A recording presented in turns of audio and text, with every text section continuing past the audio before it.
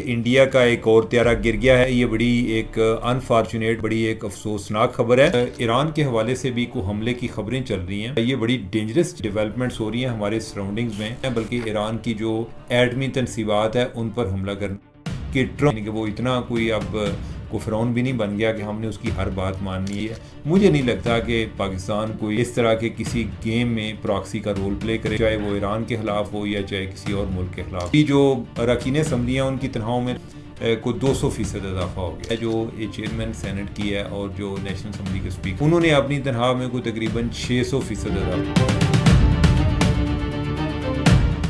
अस्सलाम वालेकुम नाजरीन, उम्मीद है कि आप लोग खैरियत से होंगे। इंडिया का एक और त्यारा गिर गया है, लेकिन ये जंगी त्यारा नहीं है, ये मुसाफिर त्यारा है। ये बड़ी एक अनफॉर्चुनेट, बड़ी एक अफसोसनाक खबर है। त्यारे ने जूँ ही अहमदाबाद से उड़ान भरी। त्यारे की जो मंजिल है वो लंदन थी, लेकिन थोड़ी देर के बाद ही, उड़ान बनने के थोड़ी देर के बाद ही उधर से मेडे डिस्ट्रेस कॉल चली। ये एक एमरजेंसी कॉल होती है कि जिसका मकसद ये होता है कि को बड़ी एक एक्स्ट्रा ऑर्डिनरी सिचुएशन बन गई है। लेकिन कुछ देर के बाद त्यारे का अपना कंट्रोल टावर के साथ राब्ता भी ख़त्म हो गया और त्यारा उधर ही आबादी में ही क्रैश करके गिर गया। एक कोई मेडिकल कॉलेज का हॉस्टल था और उधर त्यारा गिरा। ओवरऑल तकरीबन कोई जो हलाकतें हैं या ख़दशा है कि इतने लोग हलाक होंगे, हम वो इस बुनियाद पर कर रहे होते हैं कि उस त्यारे में कितने लोग सवार थे, उनको प्लस जो उधर जिस हॉस्टल में गिरा है उधर भी कुछ फैटेलिटीज़ हुई हैं, कोई अमवात वाक़ई हुई हैं।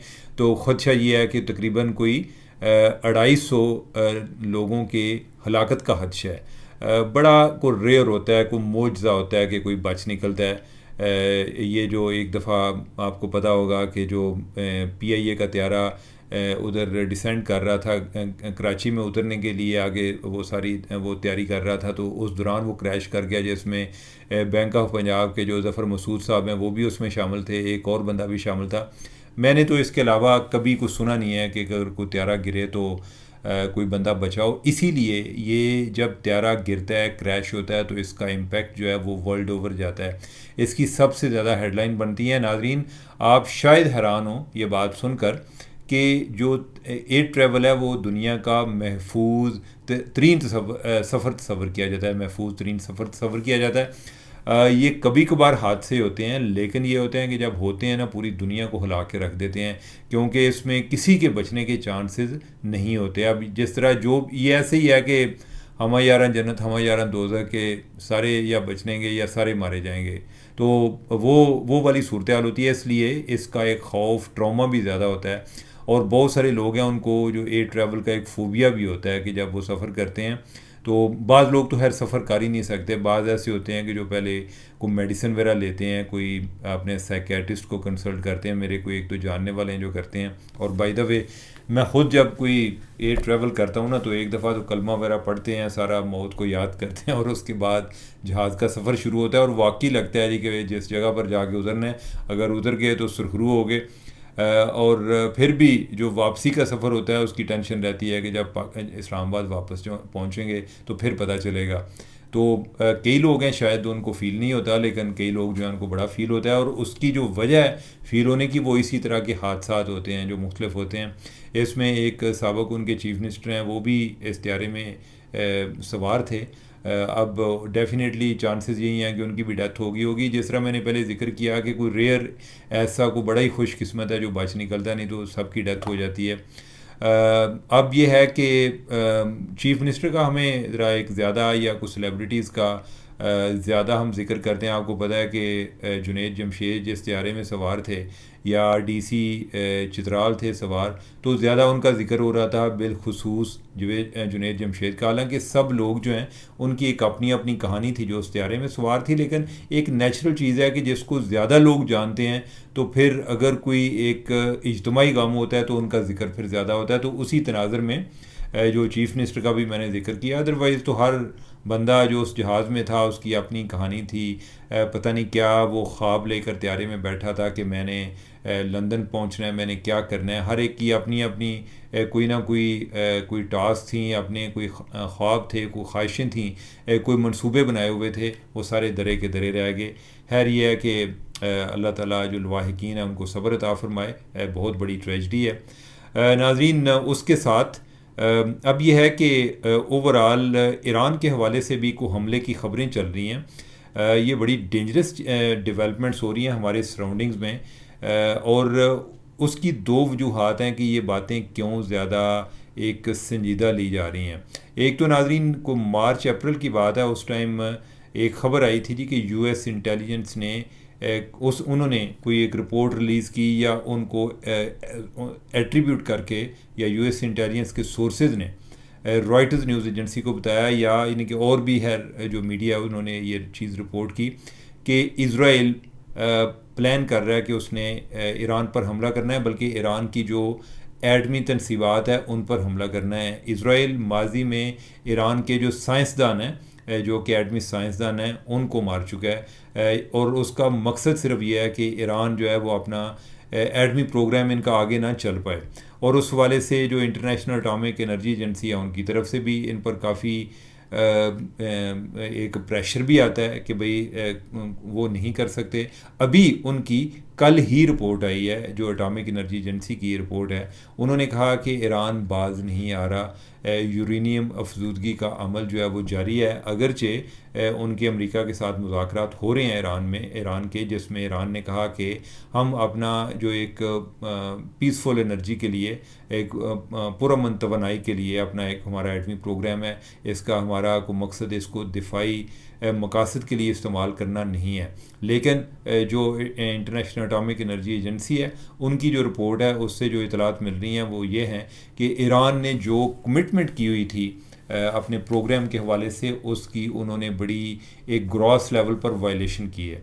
अच्छा, और दूसरा ये ऐसे टाइम पर हो रहा है कि जब ओमान में ईरान और अमेरिका के मुज़ाकरात भी चल रहे हैं, और ये ख़बर ऐसे टाइम पर भी आई है कि इस दौरान यानी कि एक तरफ ये ख़बर आई है, उससे पहले मैं आपको यूएस इंटेलिजेंस की रिपोर्ट बता चुका हूँ कि इसराइल क्या प्लान कर रहा है, और कल एक और ख़बर ये आई कि जो अमेरिका है उसने इराक़ से कुवैत से और बहरीन से अपना जो एक नॉन एसेंशियल स्टाफ है, यानी कि ऐसा स्टाफ, एक होता है बड़ा कोर लेवल का स्टाफ के जिनकी हर सूरत में ज़रूरत होती है, उसके अलावा जितना भी स्टाफ है उन्हें उधर से वो पुल आउट कर रहे हैं कि उनको वापस बुला रहे हैं। खैर, बाद में ये आया जी कि कुवैत और बहरीन में तो ये काम नहीं शुरू हुआ, लेकिन इराक़ वाली ख़बरों की एक तस्दीक हुई कि ऐसा हो रहा है। इन द मीन वाइल साथ ये भी हुआ रहा है, यानी कि ज़रा बड़ी एक अजीब सी एक खिचड़ी पक रही है कि इराक़ में जो इनके कोई ट्रूप्स वर हैं वो भी इन्होंने वापस बुलाए अमेरिका ने। अब ये क्या वजह चल रही है? अमेरिका के ओवरऑल पूरी दुनिया में फैला हुआ है।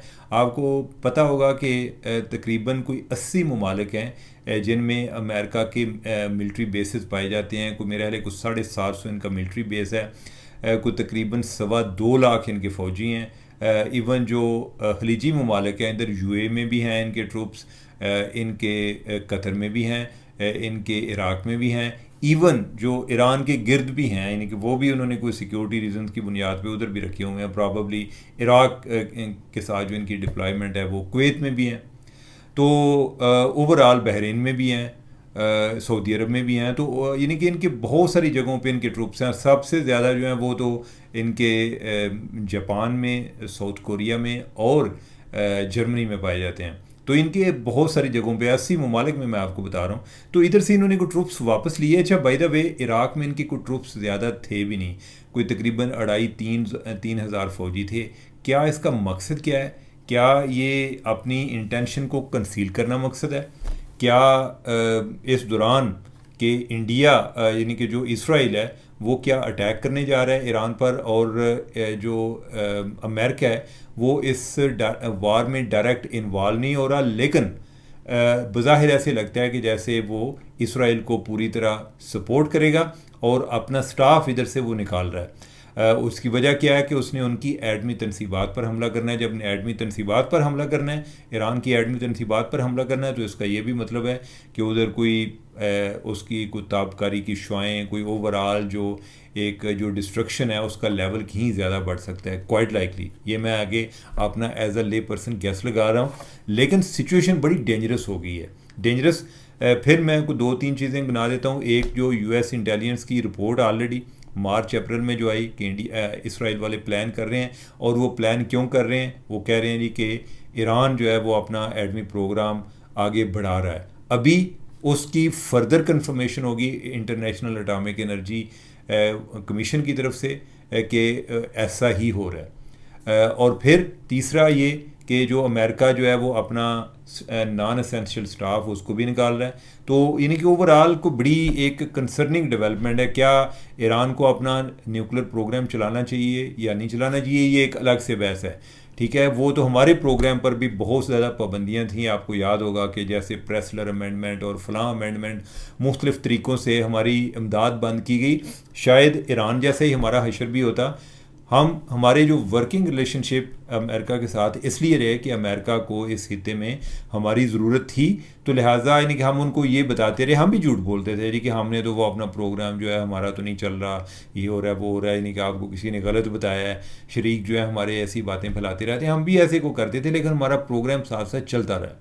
और दुनिया, आपको पता होगा कि फिर जब हमने धमाके किए तो उसके बाद हम पर इक्तसादी पाबंदियाँ भी आई हैं। तो अब ईरान भी उस अमल से गुजर रहा है। वो ये पाया तकमील तक उसका प्लान पहुंचता है या नहीं वो एक अलग बात है, लेकिन ओवरऑल ये सिचुएशन बड़ी कंसर्निंग है। अच्छा, इसके हवाले से मैंने देखा कि कल कई लोग जो हैं अपने कमेंट्स में ये भी बात कर रहे थे जी कि क्या जो अमेरिका में आर्मी चीफ को इतना प्रोटोकॉल दिया जा रहा है, क्या वो इसी तनाज़र में दिया जा रहा है कि वो कोई ईरान के हवाले से हम उनकी वो अमेरिका उनकी मदद लेना चाहता है।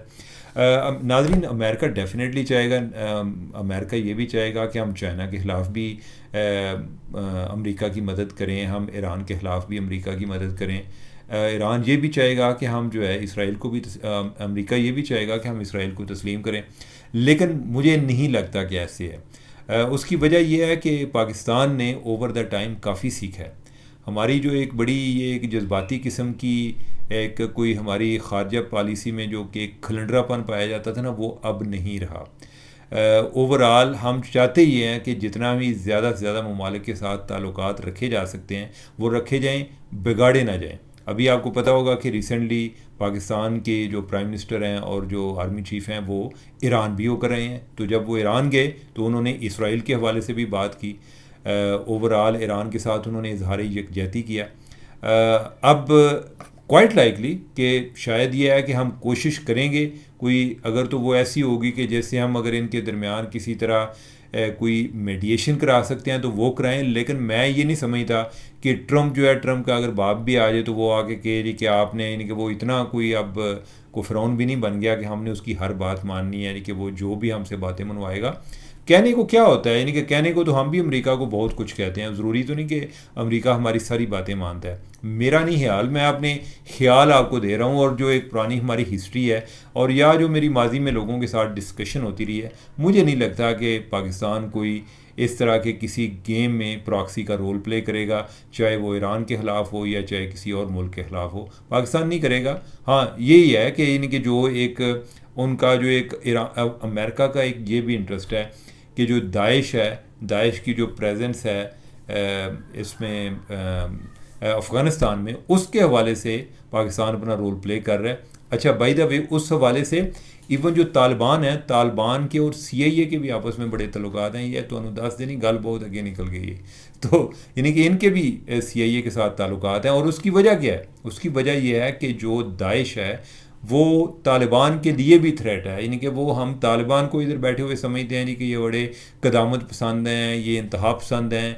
जो दाइश है वो उनसे भी आप समझें कि आगे की को बात है। तो उस हवाले से जो तालिबान है वो भी अमेरिका का सपोर्ट कर रहे हैं, यानी कि उनके साथ कोऑपरेट करते हैं, और पाकिस्तान भी करता है। पाकिस्तान के पास एक सलाहियत भी है जो कि तालिबान के पास अदरवाइज़ उस तरह से नहीं है, जो एक फ़ौजी सलाहियत है। तो उस हवाले से जो वो जनरल करेला जिसकी मैं बात कर रहा था, वैसे उसको कोरेला कहते हैं, लेकिन करेला यानी कि हम कह लें तो कोई हर्ज वाली बात नहीं है। तो कोरेला जो है, यानी कि उसने जो पाकिस्तान के एक तावन को एक्नॉलेज किया कि पाकिस्तान ने अपना रोल प्ले किया। उसने कहा कि इन्होंने दाइश के कई लोग हमें पकड़ कर दी हैं, जिसमें से वो जो जाफ़र शरीफ जिसके हवाले से जो हमने अमेरिका के हवाले किया, तो ट्रंप ने भी हमारा शुक्रिया अदा किया जो अपने जॉइंट सेशन को, पार्लियामेंट के जॉइंट सेशन को खिताब करते हुए। तो उसके हवाले से भी उसने कहा कि जब उन्होंने पकड़ लिया तो मुझे आसम मुनीर का फ़ोन आया, आर्मी चीफ़ का। उसने कहा कि जनरल कुरेला, हमने जाफ़र को पकड़ लिया है, हम आपके हवाले करने जा रहे हैं, और ये बात आगे सेक्रेटरी डिफेंस को भी बता देना और ट्रंप को भी बता देना। तो अच्छा, बाय द वे, ये मुझे लगता है कि ये वैसे भी एक टर्निंग पॉइंट था ओवरऑल जो नई इंतज़ामिया आई है उनके साथ ताल्लुक़ बनाने का।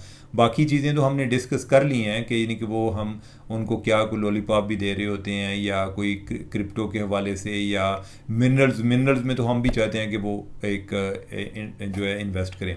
इनके अलावा जो एक सिक्योरिटी लेवल पे हम जो उनके साथ कोऑपरेट कर रहे हैं वो भी उनके बहुत ज़्यादा इंटरेस्ट में है। और उसके हवाले से जो CIA का चीफ़ है, CIA का डायरेक्टर है, वो कहता है कि जब ट्रंप आया था तो जब ये जाफ़र शरीफ वाला मामला था तो CIA डायरेक्टर ने पाकिस्तान को कॉल की थी, इधर आर्मी चीफ़ को या DGISA को। तो उसमें उसने ये बात की थी, उसने कहा जी कि ट्रंप आ गया है, हुण अगर तुसी चाहते हो कि ट्रंप के साथ अच्छे तल्लुकात कायम करना, तो जो बंदे हमें मतलूब हैं दहशतगर्दी के केसेस में, और ख़ास तौर पे जाफ़र शरीफ, ये हमारे लिए बड़ा इंपॉर्टेंट है, यानी कि हमें चाहिए। बेसिकली इसने क्या किया था कि उधर जो है एयरपोर्ट पर अटैक किया था, अमेरिकन फ़ौजी इसने मारे थे जब वो इधर से उनका इनहला हो रहा था। तो उसने कहा कि वो हमें हर सूरत चाहिए, अगर आप वो प्रोवाइड करते हैं तो इससे ट्रंप भी खुश हो जाएगा, यानी कि आपकी ट्रंप इंतज़ामिया के साथ ताल्लुकात भी अच्छे होंगे। तो वो एक तरह का आप समझें कि जैसे ना वो आइस ब्रेकिंग थी, मूवमेंट थी। तो ओवरऑल इस टाइम आगे आने वाले दिनों में बड़ा इम्पॉर्टेंट ये भी होगा कि पाकिस्तान के या आर्मी चीफ़ के उधर अमेरिका में क्या बातें होती हैं। जो इतलात ये भी हैं कि उनके कोई विज़िट जो है उसको की भी एक्सटेंड हो गया, कि पहले कोई शायद 3 दिन का था, अब कोई मेरे ख्याल 7 दिन का हो गया। अब लेट्स सी, यानी कि खैर इस मामले में कोई प्रेस कॉन्फ्रेंस तो होगी नहीं, जैसे कोई एक हेड ऑफ़ द गवर्नमेंट है उसकी प्रेस कॉन्फ्रेंस नहीं होती। जो चीज़ें वो कोई ज़रूरी समझेंगे वो कहीं को प्रेस रिलीज़ की शक्ल में आएंगे, बाकी चीज़ें जो है ना वो एक एक्शन की शक्ल में नज़र आएंगी कि क्या हुआ क्या है। और ईरान के हवाले से मुझे नहीं लगता कि कोई हम जो है यानी कि अपना कोई शोल्डर ऑफर करेंगे जी कि आओ जी यही ते रखो, तुसी क्रूज़ मिज़ाइल ते इथों चलाओ, बैलिस्टिक मिज़ाइल, ये वो ऐसा कोई होने वाला नहीं है। I don't think so.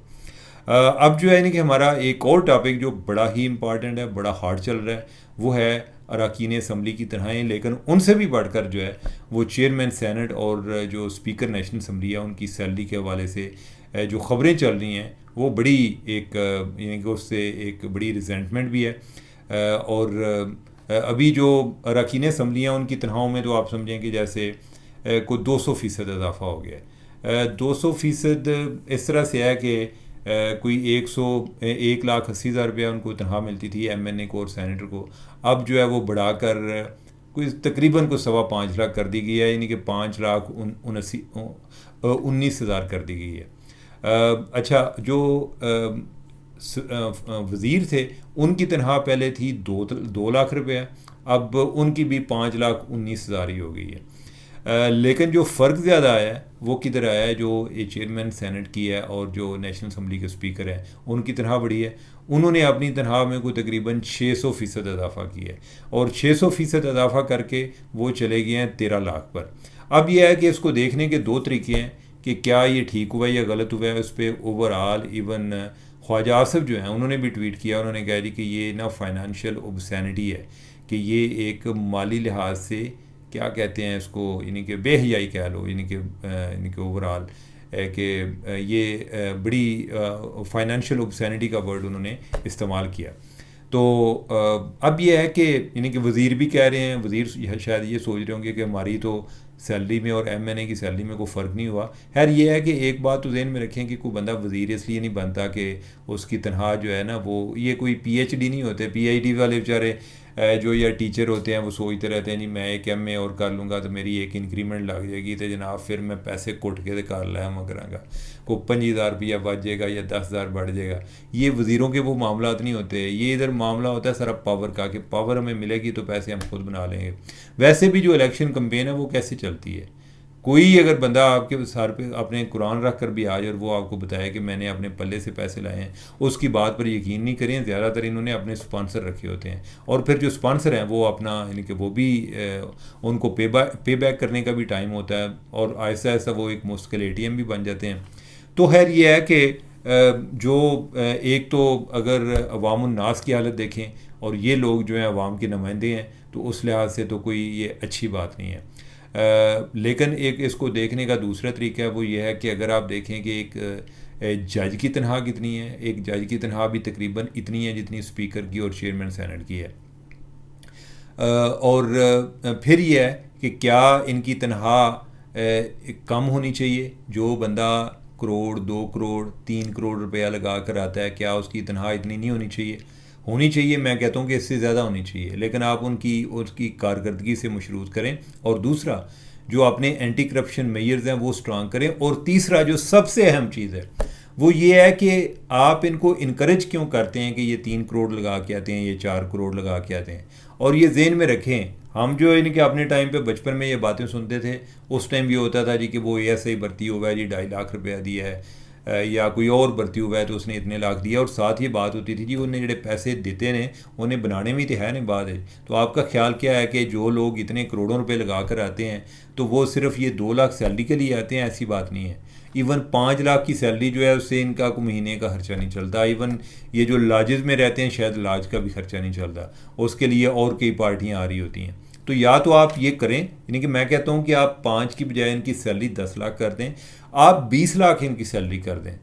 ठीक है, आप इतने लोगों का वोट लेकर आते हैं तो लिहाजा उनके लिए कोई सैलरी इतनी बड़ी नहीं है। अगर आप किसी चीफ एग्जेक्टिव की देख लें, यानी कि 50-50, 60-60 लाख रुपए जो बैंक के प्रेसिडेंट हैं उनकी 1-1 करोड़ रुपया इस तरह से ले रहे होते हैं, बाकी मराद इसके अलावा होती हैं। लेकिन जो यानी कि लेकिन है ना वो बहुत बड़ा है। लेकिन ये है कि फिर क्या यानी कि आप कोई ऐसा कोई काम क्यों नहीं करते कि जिससे सिर्फ अमीर लोग ही असम्बलियों में ना आए? आप ऐसा काम क्यों नहीं करते कि ये जो मनीड पॉलिटिक्स है इसका ख़ात्मा हो? आप ऐसा काम क्यों नहीं करते कि जिसमें एक मुतवस्सित तबके का बंदा वो भी इलेक्शन लड़के आ सकता हो? आपको ये चाहिए कि आप लोगों की एक पब्लिक कंट्रीब्यूशन जो है उसको इनक्रेज करें कि जिसमें लोग चंदा दें, जिस तरह अमेरिका में होता है। अब तो अमेरिका में भी सिस्टम बड़ा ख़राब हो गया, चंदे की लिमिट नहीं उन्होंने छोड़ी नहीं कि रखी नहीं है। पहले तो ये होता था कि $2000 से ज़्यादा कोई नहीं दे सकता था चंदा, एक इंडिविजुअल एक से ज़्यादा नहीं दे सकता था। अब तो कॉरपोरेशन जो है, अब तो यानी कि जो ट्रंप का जो वो इलॉन मस्क है उसने कोई $250 मिलियन उसकी कैंपेन पे लगा दिया था, सबसे बड़ा वो डोनर वो बना हुआ था। तो एक तो यह है कि कंट्रीब्यूशन को इनक्रेज करना चाहिए कि जिसमें लोग कंट्रीब्यूट करें ताकि उनका आपस में भी तलक रहे। वो ये ना समझे कि मैं इन्हों के पैसे ला के दे इनू फलाने 5,000 दिता ही 10,000 दिता सी तो मैं इन्हों को वोट लेकर आया, ये वाला ताल्लुक नहीं होना चाहिए। तो एक तो इस चीज़ को इनक्रेज करें, और दूसरा ये है कि इलेक्शन कमीशन के पास ये सारे लोग कसमियाँ एक वो फॉर्म फिल करके आते हैं जिसमें ये होता है जी कि जो एक MP है वो कहता है जी कि मैंने शायद कोई मेरा ख्याल उसकी अमाउंट जो है 35 लाख है, कि मैंने 35 लाख से ज़्यादा ख़र्चा नहीं किया, 35 लाख के अंदर मैं अपनी इलेक्शन कैंपेन चलाई है। और जो MNA है वो मेरा ख्याल कहता है मैंने 50 लाख में चलाई है। तो आप इस चीज़ को स्क्रूटनाइज़ करें कि क्या वाकई उन्होंने इतने में चलाई है। अगर इतने में नहीं चलाई तो उनके खिलाफ एक्शन लें, और ताकि आप इस चीज़ को इनक्रेज करें कि लोग जो हैं वो सिर्फ पैसे के ज़ोर पे ना आया करें। अगर पैसे के ज़ोर पर आए हैं तो ये जो तनख्वाह वाला मामला है ये इस पर बहस ही नहीं होनी चाहिए। इनको जो आप 1 रुपया नहीं देने चाहिए। जो बंदा 5 करोड़ रुपया लगा के इलेक्शन लड़के आता है तो क्या उसको इधर आके वो ये 2 लाख जो 1,80,000 पहले सैलरी थी या अभी जो 5.25 लाख उसकी सैलरी है, इसके लिए तो वो आए नहीं है। तो लिहाजा आप उनको दें ना, और अगर आपने देनी है तो बाकी चीज़ें इस बात को इंश्योर करें कि मिडिल क्लास के लोग जो हैं वो आगे बढ़ें। तो नाजरीन मुझे दें इजाज़त, अल्लाह हाफ़िज़।